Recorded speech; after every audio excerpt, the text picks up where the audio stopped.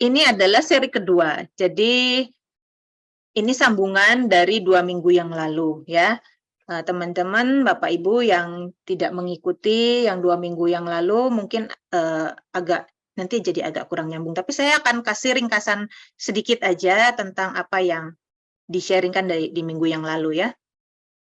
Jadi adanya kesalahpahaman tentang konsep keselamatan bahwa manusia itu rusak total sehingga tidak memiliki kemampuan untuk memilih apa yang baik. Ini sebetulnya tidak tepat ya, bukan salah tetapi salah total bukan, tapi tidak tepat ya.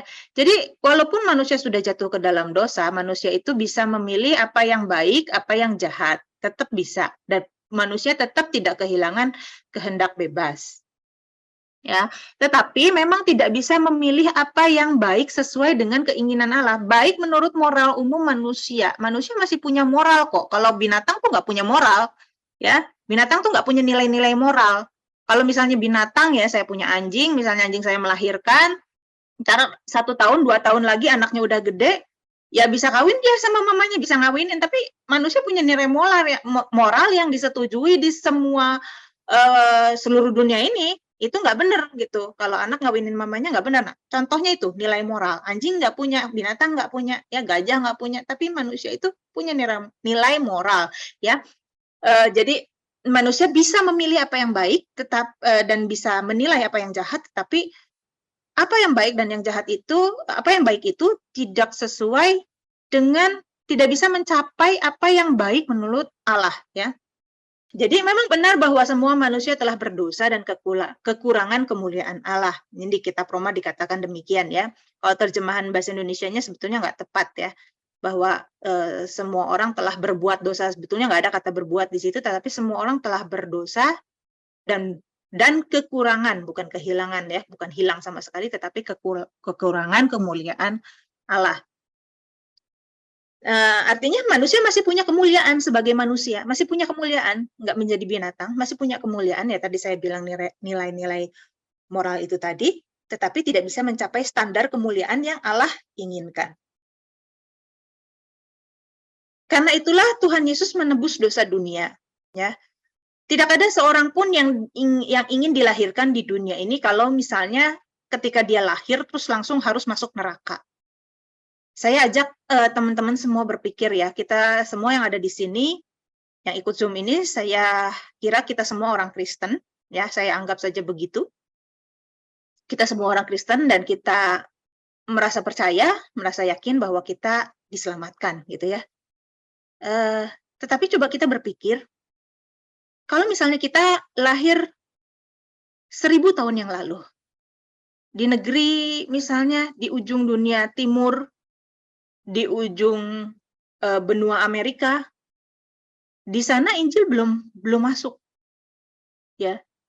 1000 tahun yang lalu, misalnya ya, 10 abad yang lalu, 1000 tahun yang lalu, walaupun Tuhan Yesus mati 2000 tahun yang lalu, tetapi Injil belum menjangkau misalnya Jepang, belum menjangkau misalnya suku-suku Indian di Amerika, belum. Ya. Dan setiap manusia itu tidak bisa memilih kapan dan di mana dia dilahirkan. Dari siapapun dia tidak bisa memilih. Ya kalau kita bisa milih, ya kita rame-rame lah milih jadi, entah itu jadi anaknya presiden, entah itu jadi anaknya raja gitu ya, anaknya Raja Charles III misalnya kita milih gitu ya. Kita kan nggak bisa milih, kita nggak bisa milih dari siapa kita dilahirkan, di mana, kapan, kita nggak bisa milih. Nah, kalau manusia kemudian ditentukan untuk binasa, ya, dia lahir, dia ditentukan, dia ditakdirkan, karena lahir itu kan ditakdirkan ya, nggak bisa milih, artinya Tuhan yang menentukan buat kita. Nah, kalau kita misalnya ditakdirkan untuk lahir di tempat yang tidak terjangkau Injil, lalu karena itu kita harus binasa, lebih baik kita memilih tidak dilahirkan, ya. Nah, karena itulah Tuhan Yesus menembus dosa seluruh dunia, dosa seluruh dunia, dari manusia pertama sejak bumi ini diciptakan sampai manusia terakhir, ketika bumi ini kiamat, dosanya itu ditanggung, dipikul oleh Tuhan Yesus semuanya, ya. Dan setelah itu Tuhan Yesus memperagakan bagaimana manusia yang ideal, yang Allah inginkan, yang Bapa inginkan. Nah, oleh karena Yesus sudah menebus dosa dunia, maka dunia ini menjadi miliknya. Dunia ini maksudnya adalah manusia-manusianya ya, bukan planet buminya ya, tapi manusia-manusia yang ada di dalamnya. Karena Tuhan berurusan dengan makhluk hidup ya, yang memiliki hidup kekal. Makhluk hidup di sini ya bukan seluruh makhluk hidup dalam definisi IPA, ada tumbuhan, ada hewan, bukan, tapi manusianya gitu ya, yang memiliki kehidupan kekal. Nah, dosa dunia itu adalah dosa seluruh manusia. Tuhan Yesus sudah menebusnya. Nah, karena Tuhan Yesus sudah membeli dengan darahnya sendiri, sudah membeli seluruh dunia ini, maka dia berhak menghakimi. Dia berhak menentukan siapa yang diampuni, siapa yang tidak. Nah, dan tentu ada kriteria siapa yang diampuni, siapa yang tidak, itu ada kriteria. Kriteria menurut Tuhan Yesus sebagai hakim yang adil. Nah, disitulah kita akan belajar tentang keadilan Allah dalam penghakimannya. Ya, kalau misalnya Tuhan itu menentukan hanya orang-orang yang percaya kepada Yesus itu yang masuk surga, maka tidak ada keadilan di situ. Karena ada orang-orang yang ditentukan lahir tidak pernah mendengar Injil. Ya, jadi adanya keadilan dan semua manusia ini sudah ditebus oleh Tuhan Yesus, sudah dibeli oleh Tuhan Yesus. Jadi keselamatan hanya ada di dalam Yesus Kristus, tetapi bukan hanya ada di dalam agama Kristen. Keselamatan hanya ada di dalam Yesus Kristus, karena Yesus Kristus sudah menebus dosa dunia. Ya, tetapi bukan hanya ada di dalam Kristen. Seluruh dunia ini, orang Kristen atau bukan, dosanya sudah ditanggung Tuhan Yesus, dan Tuhan Yesus berhak menghakimi. Karena itu ada penghakiman. Nanti kita lihat bahwa penghakiman itu menurut perbuatan. Ya. Jadi, ini masih yang minggu lalu ya. Jadi semua manusia binasa karena Adam. Nah, dan semua manusia juga dengan keadilan Tuhan bisa selamat karena Kristus. Itulah yang namanya keadilan. Ya, oleh satu orang manusia masuk, oleh satu orang juga. Ya. Semua manusia bisa diselamatkan. Bukan langsung selamat, bukan, tapi bisa diselamatkan. Kalau misalnya karena satu orang, karena Adam, semua manusia kemudian bisa binasa, tapi kemudian Yesus Kristus hanya menebus, hanya bisa menyelamatkan sebagian orang saja, hanya bisa menebus sebagian orang saja, maka jauh lebih berkuasa dosa Adam daripada anugerah Tuhan Yesus Kristus, bukan? Nah, ini ya, jadi ini adalah resume minggu lalu. Sebab itu sama seperti oleh satu pelanggaran, semua orang beroleh penghukuman, demikian pula oleh satu perbuatan kebenaran, semua orang boleh beroleh pembenaran untuk hidup. Jadi sama seperti oleh ketidaktaatan satu orang, semua orang telah menjadi orang berdosa, demikian pula oleh ketaatan satu orang, semua orang menjadi orang benar. Ya, itu resume minggu lalu. Nah, sekarang kita lihat keselamatan di zaman Perjanjian Lama. Kristen ini kan lahir dari Yahudi ya, lahir dari agama Yahudi, itu adalah ibu kita. Kalau Katolik itu saudara kita, kakak sulung kita. Ya, kalau kita di sini mungkin ada yang Katolik juga, ya. Jadi jangan menganggap Katolik itu musuh, itu kakak sulung gitu ya, jangan kurang ajar nih yang adik-adik yang, apalagi yang karismatik ini paling bungsu gitu kan. Nah, kita pelajari bagaimana keselamatan di zaman PL dulu, zaman Perjanjian Lama, baru kita kemudian ke Perjanjian Baru. Sama seperti kalau kita baca Alkitab, kalau kita nggak paham Perjanjian Lama, kita nggak paham Perjanjian Baru. Ya, nah kita harus pahami dulu bagaimana keselamatan bagi umat Perjanjian Lama. Ini saya bagi lingkaran ini dibagi dua, saya bagi dua ya. Anggaplah di sebelah kiri ini adalah dunia Perjanjian Lama, sebelah kanan ini dunia Perjanjian Baru. Nah, di dunia Perjanjian Lama, di zaman Perjanjian Lama, ada orang-orang yang namanya adalah bangsa pilihan Tuhan. Ya, bangsa pilihan Tuhan ini katakanlah orang Israel atau orang Yahudi, kemudian mengerucut lagi orang Israel, 10 suku itu dibuang dan sisanya adalah orang Yahudi.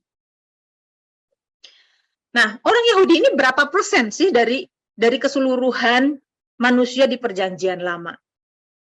Saya kira sangat sedikit ya. Dari keseluruhan manusia di dunia Perjanjian Lama, orang Yahudi ini sangat-sangat sedikit.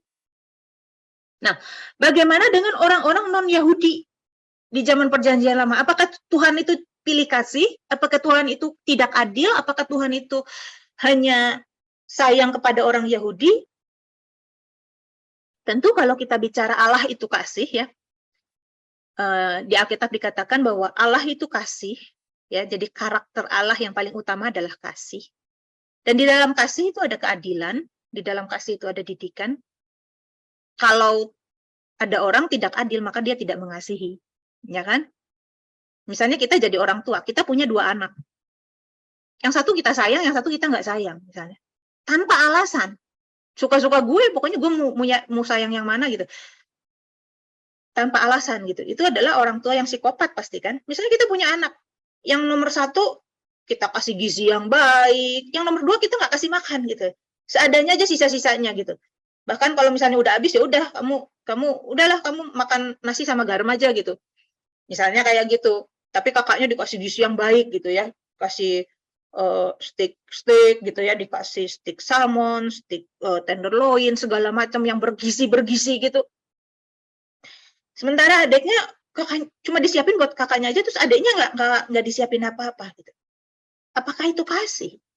Nah, kakaknya disekolahin di tempat-tempat yang baik, yang tentu biayanya mahal, terus adiknya nggak disekolahin gitu. Atau disekolahin tapi ya udahlah seadanya aja, cari pokoknya yang deket rumah walaupun nggak berkualitas bagus, ya udah pokoknya sekolah aja lah gitu. Terus kakaknya dikuliahin, adiknya bilang udah kamu nggak usah kuliah, habis lulus SMA kamu kerja aja gitu. Nah, tanpa alasan misalnya. Apakah itu orang tua yang kasih?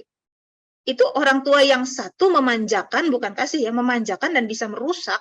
Ya, kalau sayang yang berlebihan itu namanya memanjakan, bukan mengasihi. Tapi memanjakan, dan sifat memanjakan itu, perilaku memanjakan itu bisa merusak si anak kan. Nah, bagi anak yang pertama mungkin dia orang tua memanjakan, dan bagi anak yang kedua orang tua dianggap membenci dia, bukan kasih. Di keduanya itu nggak ada kasih. Nah, Allah ini kasih, di dalam kasih itu tercakup seluruh kelengkapan, ada didikan pasti. Orang tua yang mengasihi anaknya pasti mendidik anaknya. Gak mungkin misalnya, ma aku males nggak mau sekolah, capek nih, habis main sama temen. Terus mamanya karena kasih gitu, ya udah nggak usah sekolah, nggak apa-apa gitu. Nah itu bukan orang tua yang mengasihi. Orang tua yang mengasihi dididik kan anaknya. Kamu itu nggak mau sekolah, mau jadi apa kamu besok gitu kan? Ada didikan supaya dorongan untuk anak itu jadi benar gitu, anak itu jadi baik. Karena kasih itu dasarnya seperti itu, walaupun ada kemarahan di situ, tapi kemarahan yang membangun, ingin demi kebaikan si anak itu gitu. Nah, Allah itu nggak pilih kasih. Jadi memang ada orang-orang yang dipilih tapi dengan tujuan. Bangsa Yahudi ini dipilih karena apa? Dengan tujuan melahirkan Mesias. Dan orang Yahudi dipilih, pilihan itu membuat mereka memikul tuntutan yang lebih daripada orang-orang yang tidak dipilih. Orang Yahudi harus melakukan hukum Taurat. Kalau tidak setia melakukan hukum Taurat, 613 aturan. Kalau tidak setia, maka orang Yahudi dipukul sama Tuhan. Tetapi bangsa-bangsa lain hanya wajib melakukan 7 hukum aja. Orang Yahudi wajib melakukan 613 hukum.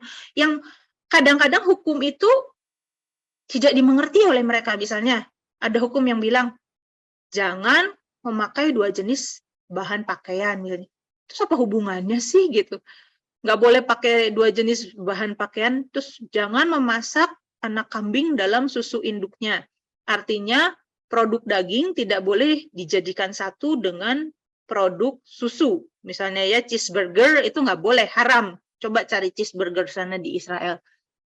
Nggak bisa ketemu. Nah, ada aturan-aturan yang aneh gitu buat orang Yahudi. Tapi itulah, mereka harus mengikuti hukum hari Sabat, mereka tidak boleh bekerja dan sebagainya, harus merayakan hari-hari raya ya. Ada berapa hari raya dan bagaimana melakukan ibadah ritualnya yang ribet. Nah, tapi orang-orang bukan bangsa Yahudi itu tidak ada tuntutan seperti itu. Nah, apakah Tuhan memperhatikan orang-orang non-Yahudi? Kita lihat. Memang Alkitab tidak menulis satu persatu semua bangsa di dunia ini, karena Alkitab itu buku sejarah keselamatan, bukan sejarah dunia ini. Ya, bukan buku sejarah dunia ini. Alkitab itu buku sejarah keselamatan. Nah, tetapi di Alkitab misalnya ada orang-orang non-Yahudi. Yang pertama misalnya Ayub itu bukan orang Yahudi. Ayub itu tidak mengenal hukum Taurat. Nuh itu bukan orang Yahudi. Nuh tidak mengenal hukum Taurat. Henok, ya. Lalu ada yang namanya mertua Musa yang namanya Yitro. Dia adalah orang Midian. Dia memberikan nasihat kepada Musa dan Musa mendengarnya. Dan Musa menghormati Yitro, mertuanya ini. Nah, ada lagi misalnya bangsa Niniwe. Yunus diutus ke sana untuk membuat orang Niniwe bertobat. Nah, bertobatnya orang Niniwe ini kayak apa sih? Apakah kemudian mereka menyembah Allahnya orang Israel? Itu tidak mungkin. Di dalam budaya dunia perjanjian lama, ketika suatu bangsa menyembah ilah atau bangsa yang Allah dari bangsa yang lain, ya, Tuhannya bangsa yang lain, maka itu berarti dia menundukkan diri kepada bangsa itu. Dia kalah gitu, dianggap dia takluk kepada bangsa itu. Jadi pertobatan orang Niniwe itu bukan berarti dia menyembah Yahweh, bukan. Jadi ada perhatian Tuhan juga buat orang-orang non-Yahudi. Di perjanjian lama kita melihat hal itu. Ya, nah ini adalah hukum Nuh. Ya, ini adalah tuntutan bagi orang-orang non-Yahudi. Bagi orang-orang bangsa-bangsa non-Yahudi. Mereka hanya cukup melakukan ini. Ya. Percaya atau takut akan Allah, ya, takut akan Allah, adanya Allah yang menciptakan seluruh bumi, seluruh semesta ini.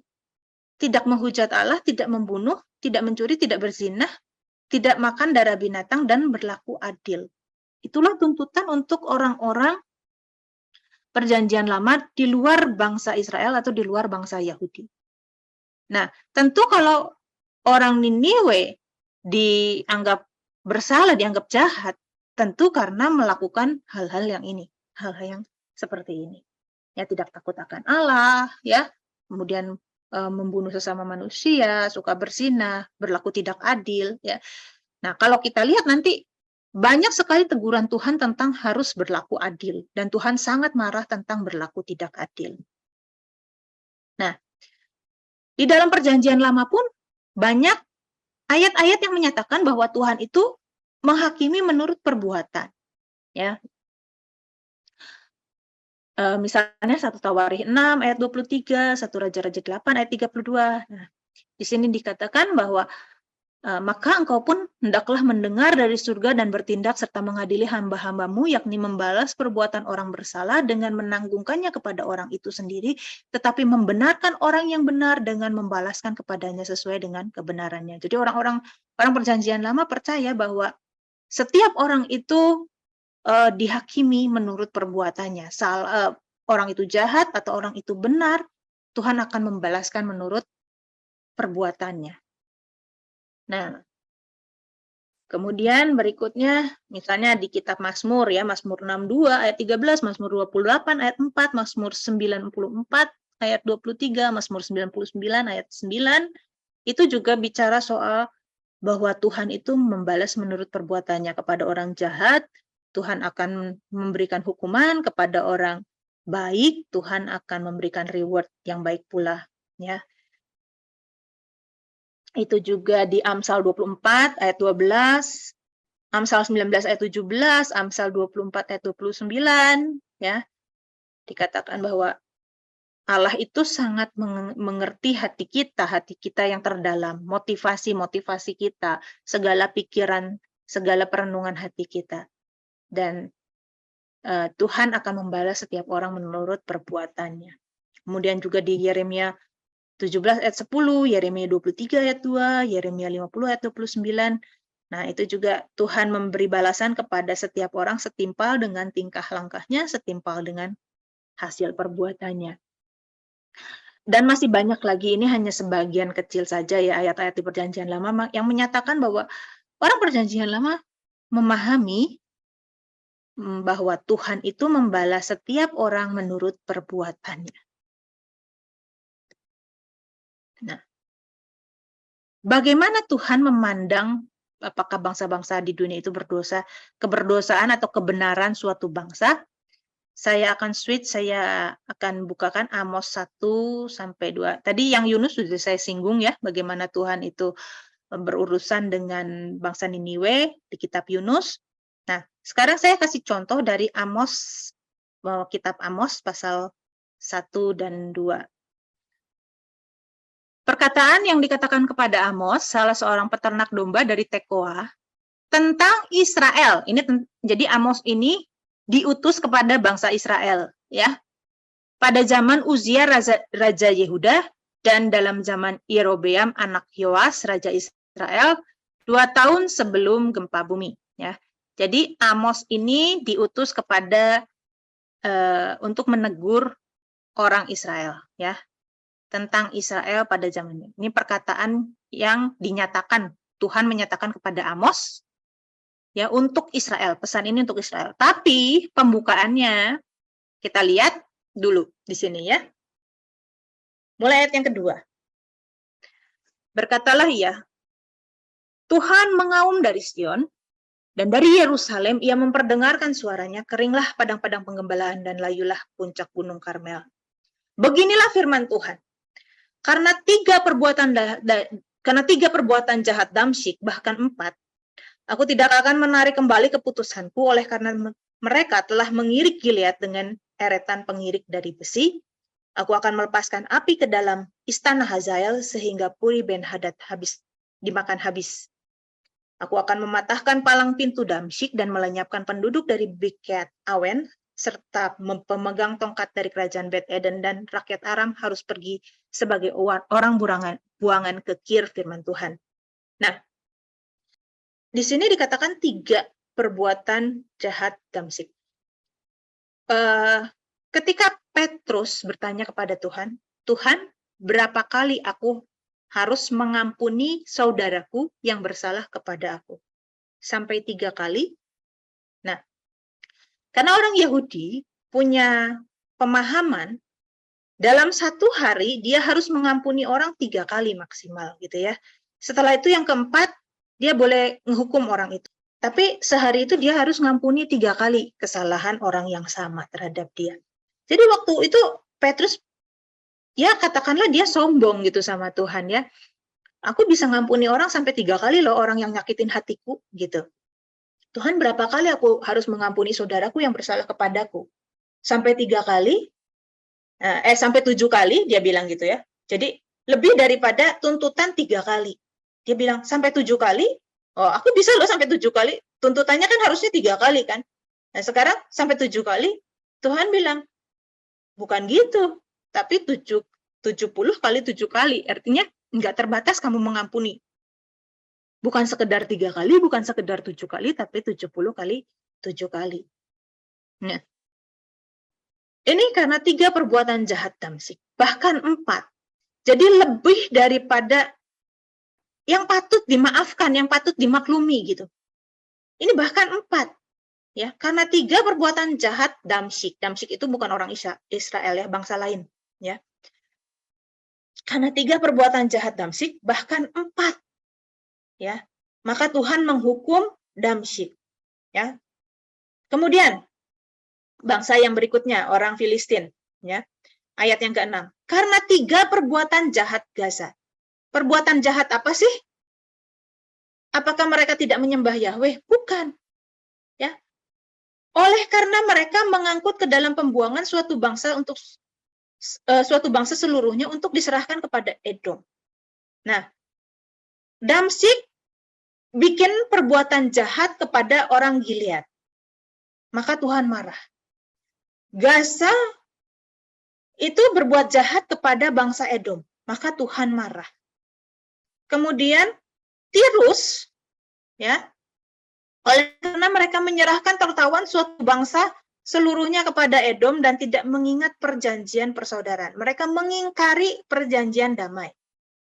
Udah dibuat perjanjian damai, mereka mengingkari. Dan kemudian mereka bikin jahat kepada orang yang sudah mengikat perjanjian damai dengan mereka. Perjanjian persaudaraan dengan mereka. Nah, jadi Damsik, Gaza, Tirus, Tuhan marah karena apa? Karena kejahatan mereka terhadap sesama manusia. Kemudian berikutnya, karena 3 perbuatan jahat Edom, bahkan 4, Tuhan marah kepada orang Edom, karena ia mengejar saudaranya dengan pedang, dan mengekang belas kasihannya, memendam amarahnya untuk selamanya, menyimpan gemasnya untuk seterusnya. Bangsa yang kelima yang ditegur Tuhan adalah bangsa Amon. Karena 3 perbuatan jahat Bani Amon, bahkan 4.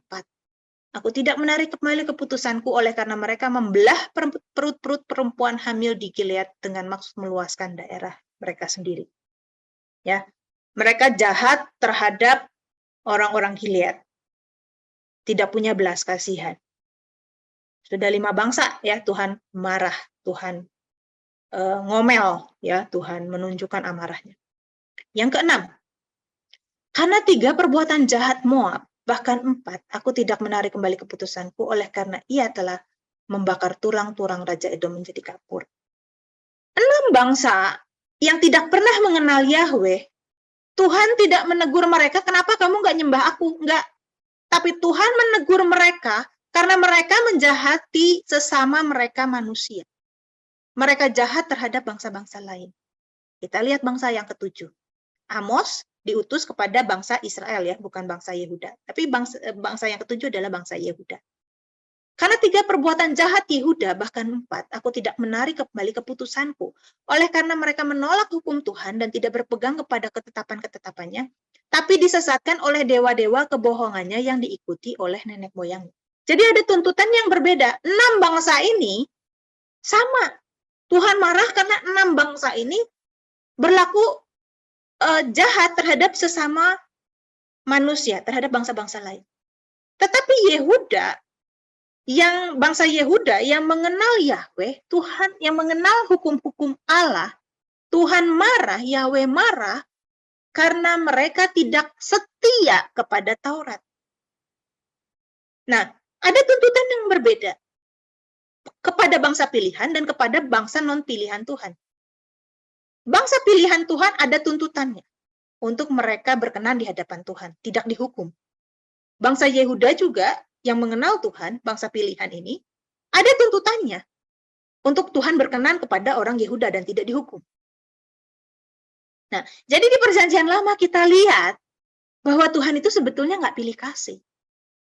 Kalau ada bangsa pilihan, bukan berarti dia lebih istimewa, lebih punya hak yang luar biasa, yang lebih hebat, seolah-olah mereka dipermudah gitu. Enggak, justru orang-orang pilihan ini, mereka dipilih dan mereka dikasih tuntutan yang lebih berat daripada bangsa-bangsa lain. Coba kita tadi lihat ya bahwa bangsa-bangsa lain hanya dituntut melakukan 7 hukum. Tapi orang Yehuda harus taat kepada Taurat. Sekian ratus hukum. Mereka harus setia. Itu yang namanya bangsa pilihan. Sekarang saya ajak saudara berpikir gini. Orang-orang yang masuk universitas perguruan tinggi pilihan atau sekolah-sekolah pilihan ya, SMA gitu ya, sekolah pilihan atau universitas yang pilihan, misalnya di luar negeri ada universitas terkenal, MIT misalnya kayak gitu, atau di Indonesia itu ada Universitas ITB. Masuk ke situ tuh pilihan, dipilih, diseleksinya tuh luar biasa. Masuknya susah, karena ada seleksi yang ketat, masuknya susah. Lulusnya gimana? Lulusnya lebih susah lagi. Ada bahkan yang jadi mahasiswa abadi di DO karena nggak lulus gitu. Udah masuknya susah, keluarnya lebih susah lagi gitu. Nah, itu yang namanya orang pilihan. Sekarang kita lihat lagi ya, misalnya contoh, saya kasih contoh analogi lain lagi. Untuk menjadi petugas keamanan misalnya. Petugas keamanan kampung, saya tidak merendahkan ya, maaf ya, supaya jelas dulu ya, saya nggak merendahkan profesi apapun. Atau sekolah apapun saya tidak merendahkan ya. Untuk menjadi petugas keamanan kampung kompleks gitu ya, kalau tinggal di perumahan gitu, itu jadi satpam di kampung, itu namanya hansip, petugas keamanannya. Nah, itu mungkin hanya di training 3 hari, tapi jadi petugas keamanan. Tapi jadi petugas keamanan yang jaga presiden, itu latihannya aja bisa kehilangan nyawa gitu, harus serius. Latihannya berapa lama? Latihannya berdarah-darah. Nah, itu orang pilihan yang bisa jagain presiden, orang-orang pilihan. Orang pilihan bukan berarti lebih mudah, tapi dituntut lebih tinggi justru. Tentu ada privilege-privilege yang mereka dapatkan kan.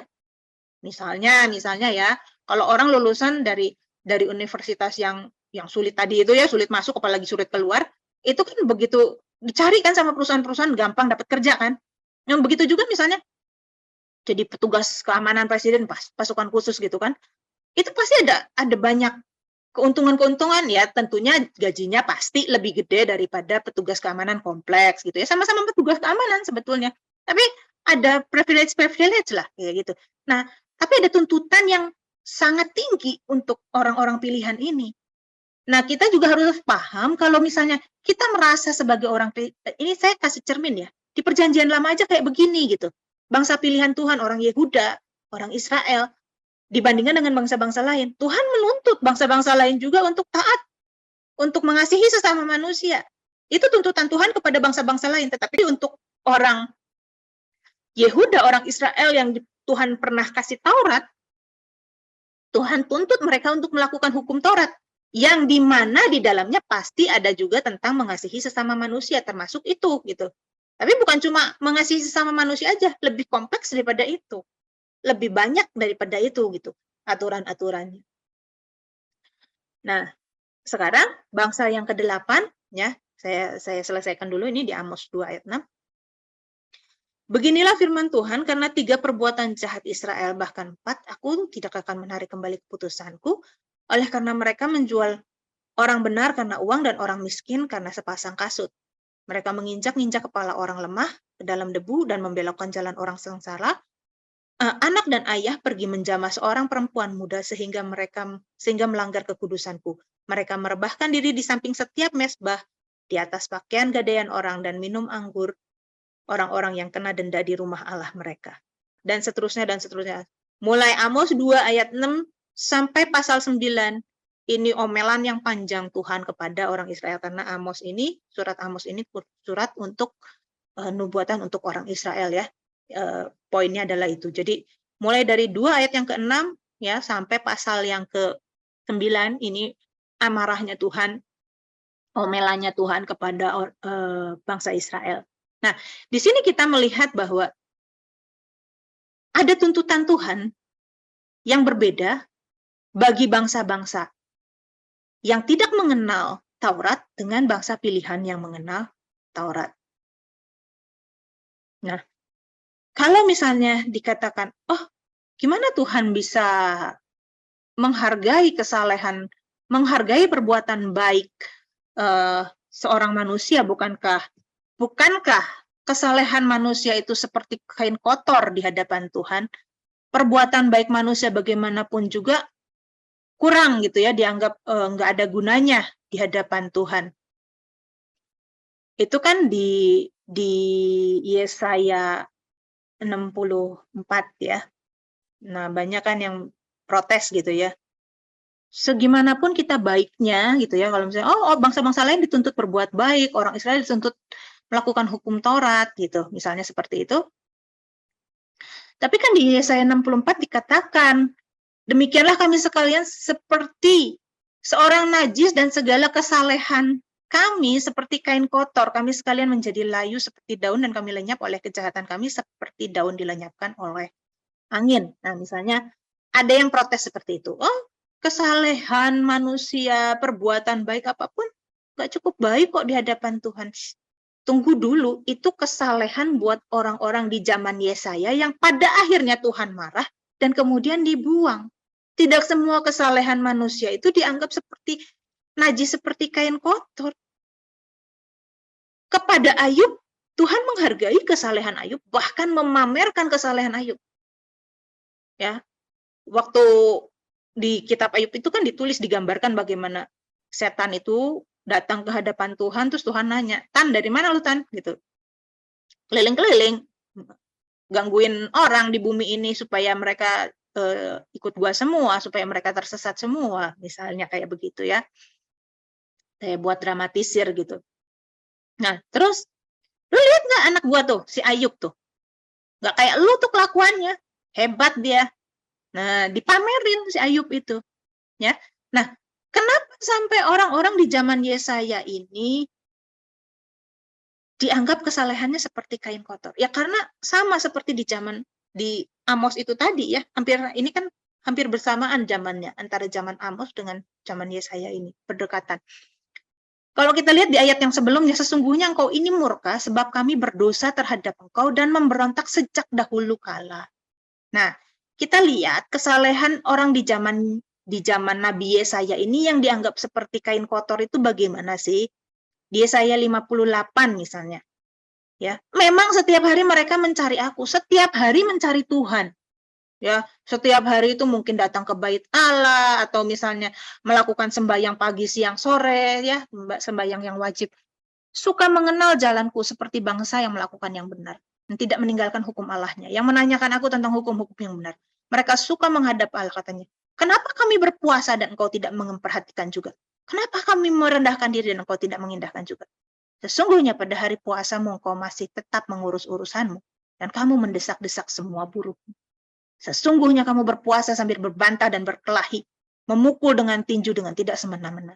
Dengan caramu berpuasa seperti ini, suaramu tidak akan didengar di tempat tinggi. Sungguh-sungguh inikah berpuasa yang kukehendaki dan mengadakan hari merendahkan diri, jika engkau menundukkan kepala seperti gelagah dan membentangkan kain karung dan abu sebagai lapik tidur, sungguh-sungguh itukah yang kau sebut berpuasa? Mengadakan hari yang berkenan kepada Tuhan? Bukan. Berpuasa yang kukehendaki ialah supaya engkau membuka belenggu-belenggu kelaliman dan melepaskan tali-taliku, supaya engkau memerdekakan orang yang teraniaya, mematahkan setiap, dan seterusnya, dan seterusnya. Jadi mereka itu munafik. Mereka itu menjalankan ritual agama. Ritual. Ya, kalau orang Kristen mungkin ritualnya datang ke gereja, kasih persembahan, duduk nyanyi-nyanyi, angkat tangan, pemimpin pujian suruh angkat tangan, ayo, goyang kiri, goyang, ayo lambaikan tangan, lambaikan, gitu ya. Melakukan ritual-ritual gitu, terus udah gitu duduk 45 menit kira-kira mendengarkan firman Tuhan, kasih persembahan, terima doa berkat, pulang dan merasa sudah selesai gitu. Merasa sudah saleh karena rajin ke gereja, setiap minggu ke gereja. Nah, orang Israel seperti itu, bahkan dia berpuasa. Ya. Mereka berpuasa bahkan. Karena orang Israel itu hanya wajib berpuasa itu setahun sekali, wajibnya itu. Yang sunahnya banyak. Ya, yang sunahnya bisa Senin Kemis, bisa hari Paskah, bisa. Tapi yang wajib itu hanya setahun sehari, Yom Kippur. Nah, ini mereka itu suka mencari Tuhan. Artinya mereka mungkin suka datang ke bait Allah atau ke sinagog, berdoa, dan mereka berpuasa. Nah, tetapi sambil mereka berpuasa, mereka tetap menindas orang yang lemah. Mereka tetap berkelahi, mereka tetap gontok-gontokan, mereka tetap ribut-ribut sendiri gitu. Nah, itulah yang namanya kesalehan yang seperti najis di hadapan Tuhan. Salehan yang munafik. Dan ini pun sama seperti ketika Tuhan marah kepada orang Israel, misalnya di kitab Amos ya. Aku membenci, aku menghinakan perayaanmu. Aku tidak senang kepada perkumpulan rayamu. Ayat 22, sungguh, apabila kamu mempersembahkan kepadaku korban-korban bakaran dan korban sajianmu, aku tidak suka. Dan korban keselamatanmu berupa ternak yang tambun, aku tidak mau pandang. Jadi, mereka merayakan hari raya, mereka memuji-muji Tuhan, mereka mempersembahkan korban bakaran, ya. Tapi buat Tuhan, semuanya itu mau memuakan, ya. Sangat hina di hadapan Tuhan, gitu. Ayat 23, jauhkanlah daripadaku keramaian nyanyian-nyanyianmu, lagu gambusmu, aku tidak mau dengar. Tetapi biarlah keadilan bergulung-gulung seperti air dan kebenaran seperti sungai yang selalu mengalir. Nah, Tuhan lebih menyukai perilaku sehari-hari yang benar daripada ritual ibadah yang dilakukan dengan hati yang munafik gitu. Begitu juga ini refleksi buat kita sebagai orang Kristen. Ya. Kita nggak bisa datang kepada Tuhan hanya sekedar melakukan peribadatan kita, datang hari Minggu, ya sudah, aku sudah kasih persembahan, aku sudah ada misalnya yang percaya memberikan perpuluhan, oke, sudah memberikan perpuluhan, oke, aku sudah nyanyi nih di rumah Tuhan, di gereja, ya. Tapi setelah itu keluar dari situ, ya mulut nggak dijaga, ya hati nggak dijaga, tetap menyimpan dendam, tetap menipu saudaranya, menipu sesama manusia gitu, tetap nggak jujur dalam pekerjaan, atau misalnya dalam segala hal gitu, dalam rumah tangga, dalam hubungan suami istri, ya, atau bahkan dengan anak sendiri banyak juga yang nggak jujur gitu dengan anak. Nah, manipulatif seperti itu misalnya. Nah, Tuhan katakan, buat apa kamu nyanyi seperti itu? Udah diam aja, mendingan diam aja. Memuakkan suara pujian tanpa disertai hati yang benar di hadapan Tuhan, walaupun kita memuji Tuhan, ya, misalnya kudus kuduslah atau mulia sembah Raja mulia, itu kan kalau udah dinyanyikan, apalagi hari Paskah ya, biasanya sering banget itu dinyanyikan lagu mulia itu, dan musiknya yang begitu indah, begitu agung. Tapi kalau umat yang datang itu hatinya busuk di hadapan Tuhan, itu Tuhan nggak mau denger. Buat Tuhan memuakkan, udah lebih baik kamu diem gitu. Jauhkanlah daripadaku keramaian nyanyian-nyanyianmu. Lagu gambusmu aku tidak mau dengar. Aku membenci, aku menghinakan semuanya itu. Nah, itu seperti itulah kemunafikan di hadapan Tuhan. Tuhan bukan cuma melihat kita melakukan ibadah, tapi Tuhan melihat hati siapa yang beribadah kepadanya. Ya, lebih penting, ya. Lebih penting itu perilaku kita. Ayat 25. Apakah kamu mempersembahkan kepadaku korban sembelihan dan korban sajian selama 40 tahun di padang gurun itu, hai kaum Israel? Nah, apakah di ayat yang lain dikatakan, Tuhan itu lebih mementingkan hati daripada korban persembahan. Nah, balik lagi ke sini. Oke, jadi mengerti ya bagaimana Tuhan menghakimi umat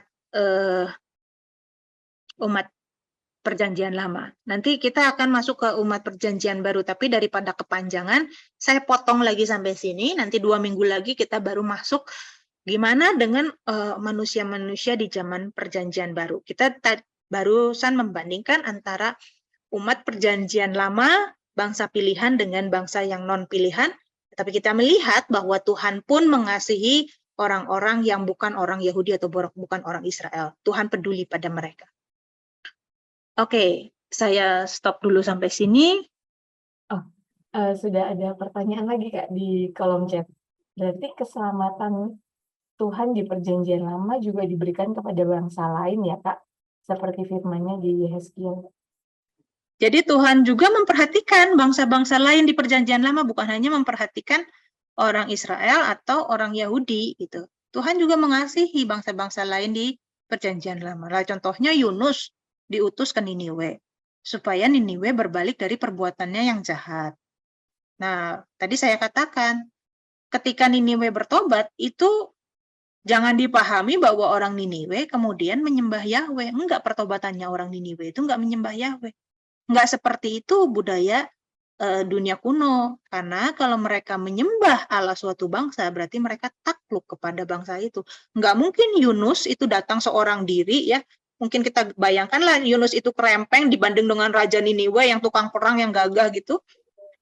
Yunus kan bukan tentara kan. Datang mungkin kerempeng, terus sudah gitu nyuruh Raja Niniwe untuk menyembah Yahweh, memperingatkan untuk menyembah Yahweh. Wah, bisa dipentung, bisa jadi penyetan gitu.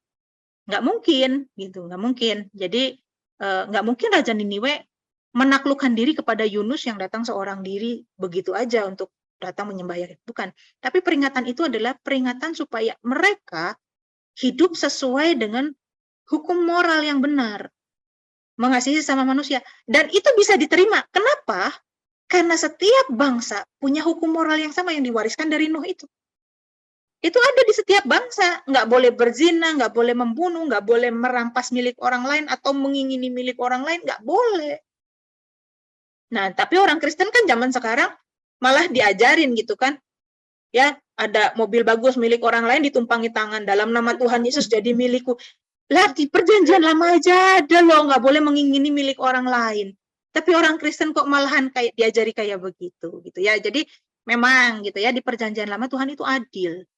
Tuhan itu adil. Tuhan memperhatikan semua manusia itu, Tuhan perhatikan. Keselamatan mereka Tuhan perhatikan. Dan mereka diberi kesempatan untuk bisa diselamatkan. Begitu. Thank you Kak Ana. Kak, ini aku ada sesuatu yang bikin penasaran lagi soal perjanjian lama ini. Aku pernah dengar orang bilang bahwa Nimrod, pahlawan yang gagah perkasa ini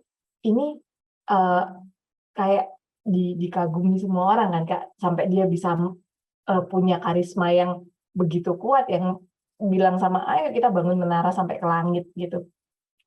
Nah, apakah di kemudian hari ketika bahasa sudah dikacaukan, Nimrod ini jadi salah satu, sosok dewa yang kemudian, jadi cerita-cerita, jadi, legenda-legenda, jadi mitologi yang seperti itu yang diturunkan secara turun-temurun. Apakah seperti itu, Kak? Iya bisa, tapi dewa-dewa itu kan bukan cuma gambaran manusia aja ya. Tapi dewa-dewa itu ada Anubis yang setengah manusia, setengah hewan gitu ya, setengah serigala, macam-macam gitu dewa-dewa itu.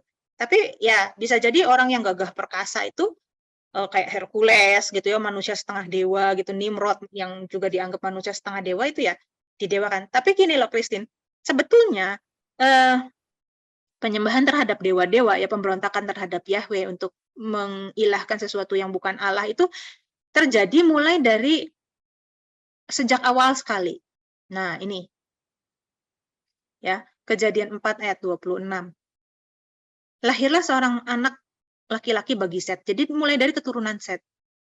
Dan anak itu dinamainya Enos. Pada waktu itulah orang mulai memanggil nama Tuhan. Ini sebetulnya terjemahan yang alternatif ya, ada alternatif karena gini. Kata memanggil itu juga sebetulnya dari kata mulai, kata mulai bukan kata memanggil, kata mulai. Nah, ya, saya klik yang bagian ini ya. Itu adalah halal ya. Halal itu bisa berarti juga to profane. Nah, ini di terjemahan International Standard Version nih. Orang mulai profaning the name of the Lord, ya, profaning the name of the Lord. Jadi orang mulai memanggil sesuatu yang bukan Yahweh sebagai Tuhan. Itu maksudnya. Jadi itu penyembahan terhadap berhala itu mulai dari keturunannya Set.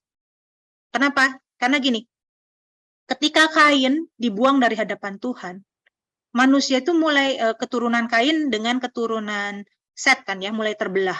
Itu anak-anak Allah dengan anak-anak manusia. Anak-anak Allah adalah keturunan Set, anak-anak manusia adalah keturunan Kain. Anak-anak Allah adalah yang masih dipimpin oleh roh Allah sampai dengan zaman Nuh itu tadi. Sehingga Henok itu dipimpin roh Allah, hidup bergaul dengan Allah sampai diangkat. Nah, itu keturunan Set.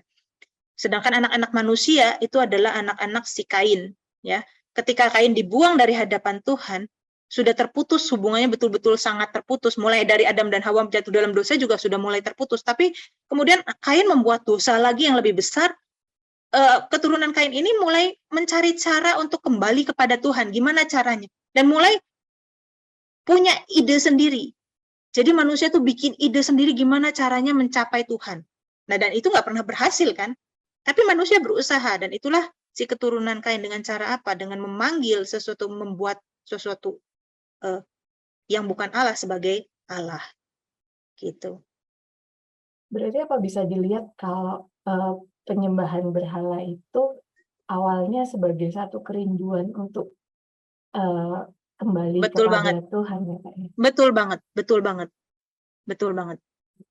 Kain itu kan waktu dihukum Tuhan, waktu diusir Tuhan, Adam dan Hawa itu udah diusir dari Taman Eden. Diusir dari Taman Eden itu berarti bukan dulu diciptain di surga terus jatuh ke bumi gitu, bukan maksudnya ya.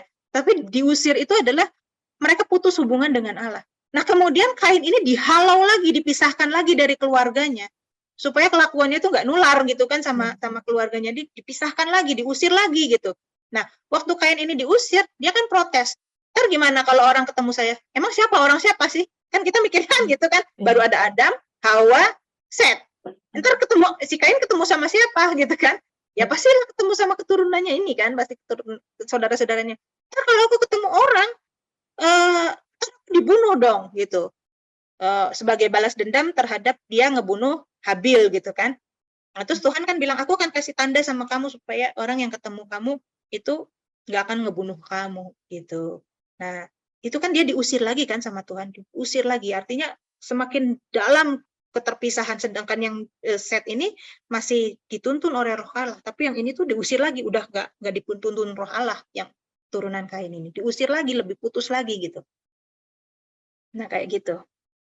Jadi bagaimana dia setelah dia kehilangan hubungan dengan Allah di Taman Eden, ya orang tuanya udah diusir dari Taman Eden, sekarang juga udah nggak punya Roh Kudus, dia kan bingung gitu, gimana dia tahu yang benar ini tapi dia merasa nggak layak gitu. Nah, kadang kalau orang tuh kalau udah sekali jatuh dalam dosa, ya dia merasa tertuduh, terus dia nggak mau balik sama Tuhan, dia mencari cara gitu yang lain, dia mencari-cari cara untuk memuaskan kerinduan hatinya, tapi dengan hal-hal yang salah.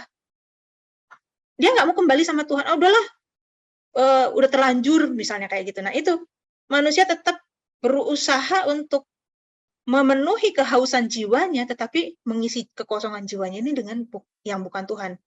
Udahlah, aku udah terlalu bejat, udahlah, pasti Tuhan juga menolak aku. Udahlah, biar aku hidup dengan caraku sendiri aja. Nah, seperti itulah keturunan Kain. Oke, Kak. Nah, lanjut ke pertanyaannya Kak Roland dulu, Kak. Berarti keselamatan yang Kak Ana jelaskan tidak berhubungan dengan 1 Petrus 3 ayat 20 ya, Kak? Apakah manusia perjanjian lama harus menerima Kristus? Manusia perjanjian lama tidak mengenal Kristus. Bagaimana mereka bisa menerima Kristus? Enggak harus, enggak ada tuntutan itu. Sekarang gini, waktu Kristus lahir, itu kira-kira di abad pertama Masehi, ya. Nah, orang-orang perjanjian lama ini kan banyak yang udah mati. Setidaknya Musa mati 1500 tahun sebelum Yesus.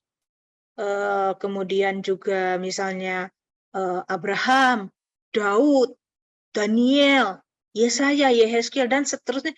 Mereka semua sudah mati sebelum Kristus ada. Ya sudah mati, ya sudah. Satu kali mati terus dihakimi.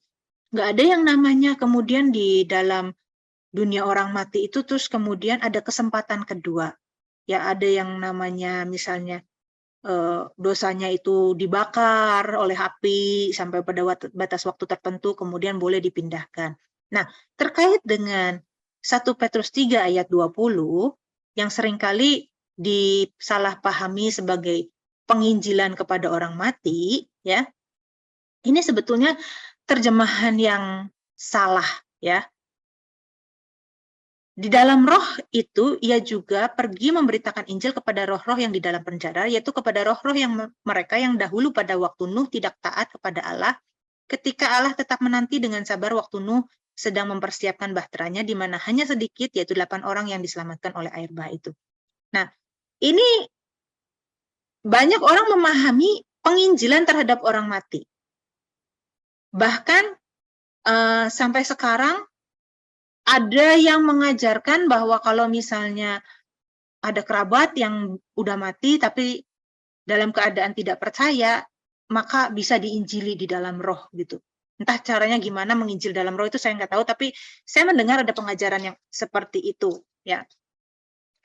Nah, ini sebetulnya kata ini kalau diterjemahkan memberitakan Injil itu tidak tepat. Kata yang tepat adalah keruso, bukan evangelio. Evangelion itu kan Injil, memberitakan Injil, menginjil.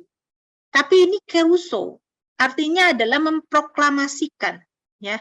Nah, preach, ini nggak ada, bahasa Inggrisnya aja nggak ada preach the gospel, nggak ada. Tapi keruso itu memproklamasikan. Bukan menginjil, memproklamasikan. Ya. Nah, Tuhan Yesus turun ke alam maut memproklamasikan. Apa yang diproklamasikan? Nah, kalau misalnya ngikutin pelajaran-pelajaran lain sebelumnya, itu ketika Tuhan Yesus mati, maka Tuhan Yesus menebus seluruh dunia, ya.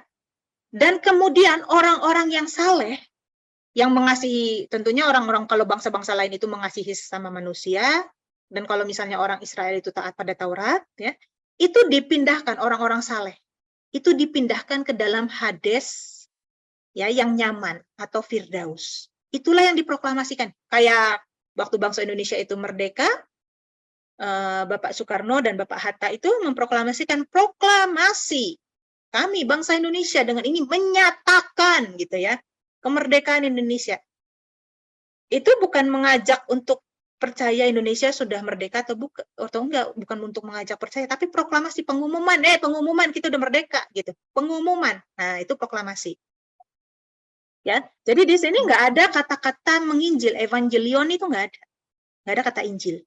Tapi Tuhan memproklamasikan. Memproklamasikan apa? Hei, aku sudah menebus kamu semua, dan kamu yang waktu kamu hidup itu orang-orang saleh, aku pindahkan ke Firdaus atau Hades yang nyaman. Waktu Tuhan Yesus sebelum menebus dosa manusia, semua itu masih milik iblis. Tapi ketika kematian Tuhan Yesus, kemudian semua dibeli oleh Tuhan, menjadi milik Tuhan. Kak Ya, Ana, silakan. itu di terjemahannya nanti di TB2, di terjemahan di Alkitab TB2 yang akan segera terbit, itu diperbaharui, jadi sudah tidak lagi pakai kata menginjil. Seperti itu. Terima kasih. Ya, baguslah kalau begitu. Jadi tidak ada lagi kesalahpahaman tentang harus diinjili gitu ya. Jadi Bapak Ibu yang mendengar malam hari ini, semoga belum pernah ada yang terpikir untuk mau menginjil ke orang mati. Kalau sudah ada yang terpikir, jangan dilakukan. Waktunya difokuskan untuk menginjil ke orang yang hidup aja. Oke, ya pertanyaan kita sudah habis, Kak Ana. Oke, baik. Oke ya, nanti 2 minggu lagi saya akan lanjutkan untuk bagaimana dengan di zaman perjanjian baru ya, ketika Tuhan Yesus sudah hadir ke dunia, bagaimana dengan bangsa-bangsa yang tidak terjangkau oleh Injil, gitu ya. Oke, terima kasih semuanya. Saya minta Kak Sony untuk menutup dalam doa. Yuk, kita sama-sama berdoa ya. Bapak Surgawi, terima kasih untuk sesi pengajaran pada sore malam hari ini. Terima kasih bukan hanya mencerahkan, tetapi membuat kami semakin memiliki iman yang kokoh di dalam Tuhan Yesus Kristus. Terima kasih, Engkau baik dan keadilan-Mu itu nyata. Di dalam nama Tuhan Yesus kami berdoa dan sungguh bersyukur. Amin. Amin.